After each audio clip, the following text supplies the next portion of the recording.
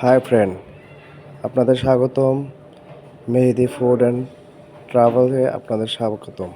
আমরা আজকে মুরগির মাংস এবং পোলাও, ভাত, সাদা ভাত রান্না করব। তো মাংস কেটে আমরা মোটামুটি সব কিছু রেডি করে নিয়েছি এবং মশলা মাখিয়ে নিয়েছি। এই যে চালগুলো তেলে ভাজতেছি। মাংস মশলা মাখিয়ে চালগুলো তেলে ভেজে তারপরে পানি দিয়ে দিব। এই যে দেখেন নাড়াচাড়া করতেছি, নাড়াচাড়া করে মোটামুটি বাদামি কালার হলে তারপরে পোলাওর মধ্যে পানি দিয়ে দিব। আর এই যে মুরগির মাংসটা আমরা একদম মাখিয়ে বসিয়ে দিয়েছি এবং রান্না হচ্ছে হালকা আঁচে। এবং এই যে দেখতেই পাচ্ছেন অনেক সুন্দর হয়েছে রান্নাটা আমাদের।